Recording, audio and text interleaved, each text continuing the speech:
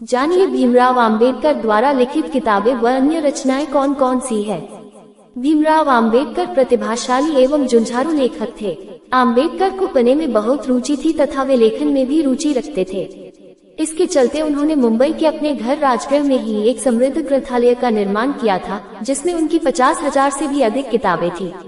अपने लेखन द्वारा उन्होंने दलितों व देश की समस्याओं पर प्रकाश डाला।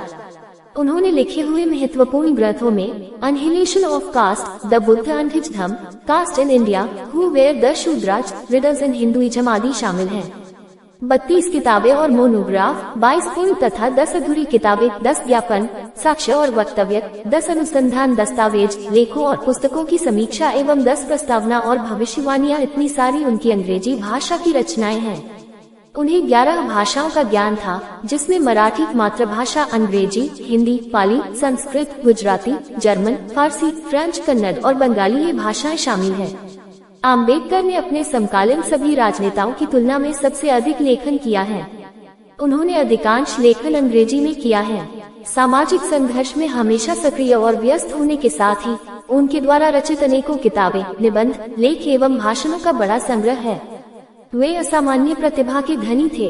उनकी साहित्यिक रचनाओं को उनके विशिष्ट सामाजिक दृष्टिकोण और विद्वता के लिए जाना जाता है, जिनमें उनकी दूरदृष्टि और अपने समय के आगे की सोच की झलक मिलती है। अंबेडकर के ग्रंथ भारत सहित पूरे विश्व में बहुत पढ़े जाते हैं। भगवान बुद्ध और उनका धम्म, यह उनका ग्रंथ भारतीय बौद्धों का धर्म ग्रंथ है तथा बौद्ध देशों में महत्वपूर्ण है। उनके D.Sc.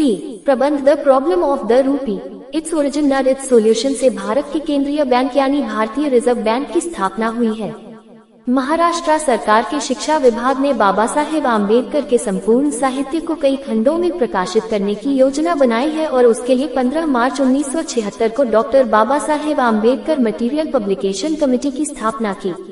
इसके अंतर्गत 2019 तक doctor Baba Saheb Ambedkar writings and speeches नाम से 22 खंड अंग्रेजी भाषा में प्रकाशित किए जा चुके हैं और इनकी पृष्ठ संख्या 15,000 से भी अधिक है। इस योजना के पहले खंड का प्रकाशन आम्बेडकर के जन्म दिवस 14 अप्रैल 1979 को हुआ।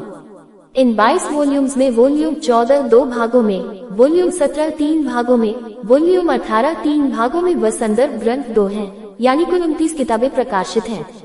1987 से उनका मराठी अनुवाद करने का काम ने शुरू किया गया है, किंतु ये अभी तक पूरा नहीं हुआ। Doctor Baba Saheb Ambedkar writings and speeches के खंडों के महत्व एवं लोकप्रियता को देखते हुए भारत सरकार के सामाजिक न्याय और अधिकारिता मंत्रालय के डॉक्टर आम्बेडकर प्रतिष्ठान ने इस खंडों के हिंदी अनुवाद प्रकाशित करने की योजना बनाई और इस योजना के अंतर्गत अभी तक बाबा साहेब डा अंबेडकर संपूर्ण वाङ्मय नाम से 21 खंड हिंदी भाषा में प्रकाशित किए जा चुके हैं। यह 21 हिंदी खंड महज 10 अंग्रेजी खंडों का अनुवाद है। इन हिंदी खंडों के कई संस्करण प्रकाशित किए जा चुके हैं। अंबेडकर का संपूर्ण लेखन साहित्य महाराष्ट्र सरकार के पास है, जिसमें से उनका आधे से अधिक साहित्य अप्रकाशित है। उनका पूरा साहित्य अभी तक प्रकाशित नहीं किया गया है। उनके अप्रकाशित साहित्य से 45 से अधिक खंड बन सकते हैं।